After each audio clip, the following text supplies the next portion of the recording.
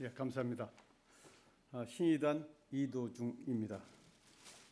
제목은 대종사님의 뜻을 잘 헤아려 평화로운 세상 만들기입니다. 좀 생각하기가 어려웠지만 좀 정리를 좀 해봤습니다. 이해가 좀 안 되는 건 제 잘못이니까 하여튼 뭐 스스로 왜 잘 날 모르지 이렇게라고 생각하지 않길 바랍니다. 저는 이런 상을 보면서 사실 그것이 원불교인지 몰랐습니다. 동그라미가 왜 걸려 있지? 아마도 동그라미처럼 원만하게 살으라는 뜻이 아닐까. 이제 그 점이 맞는지는 모르겠지만 틀린 건 아닌 것 같습니다. 제가 만나뵌 여러분들 모두 원만한 성격, 소박한 성격, 또 욕심을 내지 않는 성격, 그렇게 봤기 때문에 그렇습니다. 그런가요? 원불교 인연을 간단히 말씀드리면 저는 사실 어릴 때부터 종교 한 10개 이상을 지나쳐 왔습니다. 어떤 뭐 어머니를 통해서, 형을 통해서, 친구를 통해서 또 사회 생활을 하면서 여러 종교를 왔습니다.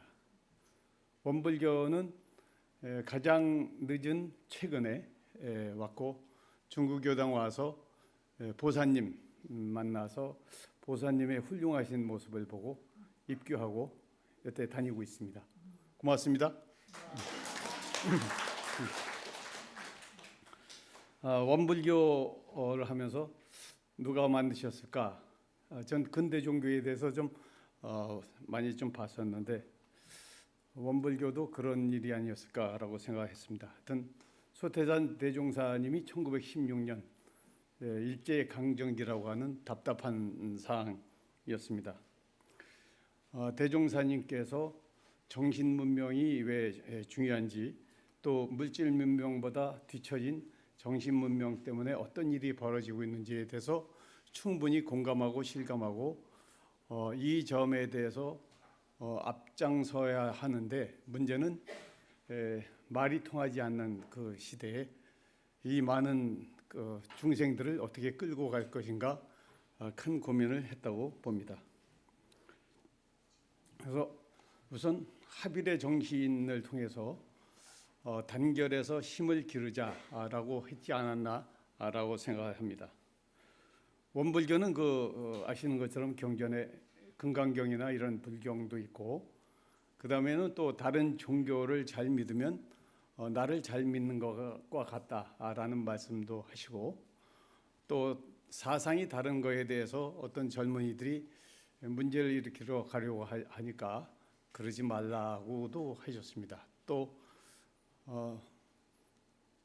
그 당시 이제 불법연구회라고 했던 이제 원불교에 대해서 대종사님이 모임을 갖고 할 때 일경에 이제 사찰이 심할 때도 그와 다투기는 보다 한 사람이라도 더 이해시키겠다는 마음이셨는지 일일이 찾아가서 설득하고 이해하고 하는 모습도 나름대로 다른 분이 선택하지 않은 상당히 좋은 해법이었다고 봅니다. 이런 상 소문을 계속 듣습니다. 계속 듣다 보니까 어디 다른 일 하다가도 계속 떠오릅니다. 이런 상 소문, 이런 상이 뭔데 거기다 서원을 할까? 그래서 저는 이런 상의 동그라미 2개를 제 안경 2개로 생각을 합니다. 이제 이런 상의 동그라미를 통해서 세상을 내다보는 생각을 합니다. 그러면서 그걸 통해 본 대종사님의 뜻은, 마음은 뭐였을까 이렇게 생각합니다. 이론은 제일 먼저 언어도단의 입정처, 유무초월의 생사문, 또 천지부모, 동포법률의 본원, 이렇게 말씀합니다. 바로 이 말에서 그에 대해서 충분히 해석은 하지 않았지만 전 그 당시의 답답한 사항을 좀 담지 않았나 이런 생각도 합니다. 언어도단이라고 하는 것은 말이나 표현으로 할 것이 아니다라고 하는 거죠. 더군다나 유무초월이라고 하는 것은 있고 없고가 다가 아니다. 또 있고 없고가 아니라 하더라도 중요하지 않은 것이 아니다. 나름대로 저는 뭐 이렇게 생각도 하면서 대종사님 뜻을 헤아려 봅니다. 당시 일제강점기에 대종사님은 이 많은 중생들을 어떻게 이끌고 나가면서 같이 살아야 할까라고 할 때 훗날을 대비하자라는 마음을 가졌다고 봅니다. 그 훗날을 대비하기 위해서 무본부도의 일제강점기 세계도처에 강국이 약소국을 지배하고 침탈하고 빼앗고 죽이고 하는 것은 결국 모든 탐욕에서 시작된 것이 아닌가 해서 탐욕을 버리는 마음 공부가 전 중요했다고 봅니다. 그런 세상을 위해서 이론상은 뭐냐면 단순히 동그라미가 아니고 단순히 상중이 아니고 진리의 근원이며 마음 공부를 해서 우주를 창조하고 우주 운행을 하는 근원이라고 하니까 제가 많은 종교를 다니면서 또 불교도 한 3, 40년 이렇게 해왔지만 이러한 부처님을 이렇게 설명하는 것은 듣도 보지도 못했습니다. 또 나가서 대종사님은 먹거리까지도 해결하는 방언공사를 하셨습니다. 당시 땅도 빼앗기고 쌀도 빼앗기고 할 수 있는 모든 일이 없을 때 일단 사람이 살아남아야 마음 공부도 하고 훗날도 대비할 수 있어서 그 어려움을 무릅쓰고 방언공사를 했다고 봅니다. 매우 고마운 말씀이었습니다. 정신 문명을 앞세우기 위한 그 공부를 하는 기본 자세였다고 봅니다. 마음 공부를 하는 데 있어서도 전 이제 불교를 통해서 또 다른 종교인 뭐 대종교나 뭐 여러 가지를 통해서도 좀 듣긴 했습니다만 여기에 큰 차별성을 많이 발견하고 감명했습니다. 그냥 마음 공부하라고 하면 마음이 사실 보이지 않고 추상적인 거기 때문에 어떻게 공부를 하는 게 좋은지, 얼마나 공부했는지, 과연 공부하긴 했는지 저 스스로도 남도 알기 어려운 게 마음 공부입니다. 이거를 수학 공식으로 또 물리적 법칙으로 잘 풀어서 이해하기 쉽도록 하신 점은 매우 탁월하고 다른 종교에도 앞서는 것으로서 다른 종교도 좀 배우고 하도록 그걸 배운 우리가 좀 많이 전파했으면 좋겠다는 그런 생각을 합니다. 우선 사막인 정신수양 사리연구 작업시사.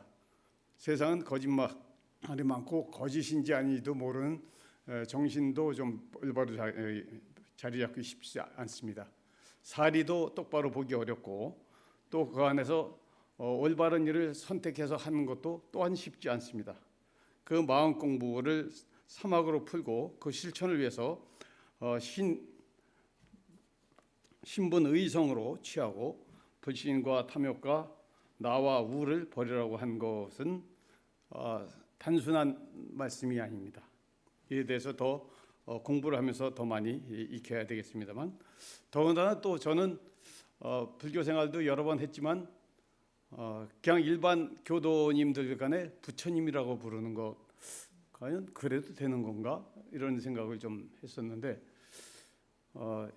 우리가 일을 할 때 미리 급여를 받는 일이 있습니다. 그건 뭐라고 하죠? 가불이라고 합니다. 깨닫지 못했는데 부처님 소리 들으면 갑을 받은 거죠. 그 갑을 받았으면 빚쟁이가 된 겁니다.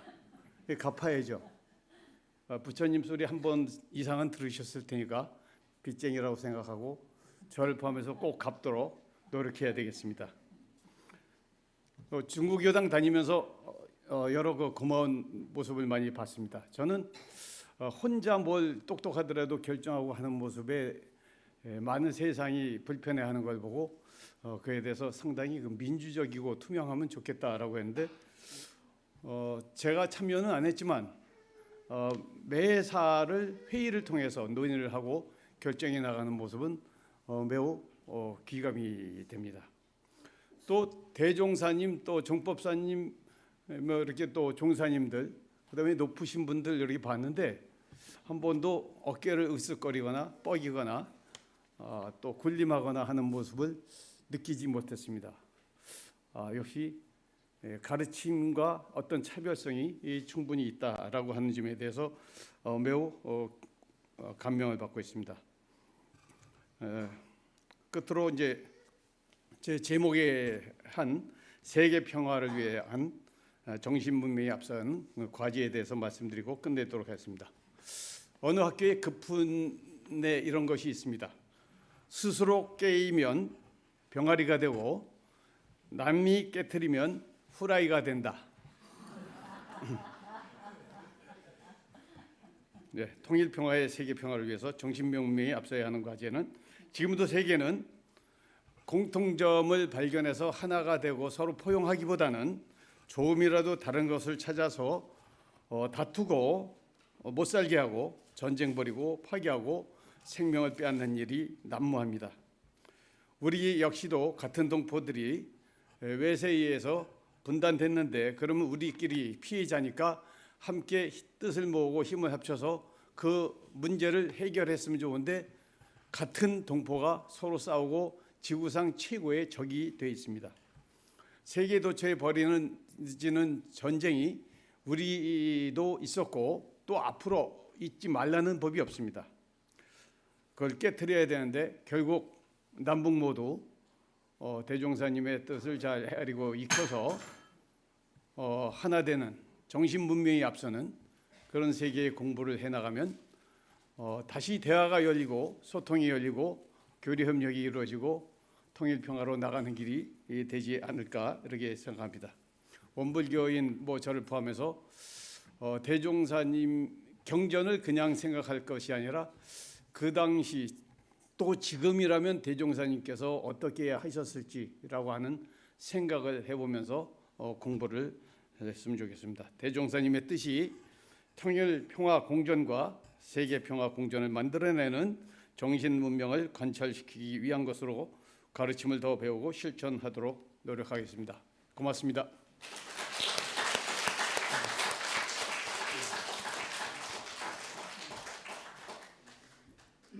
감사합니다. 가만히 앉아서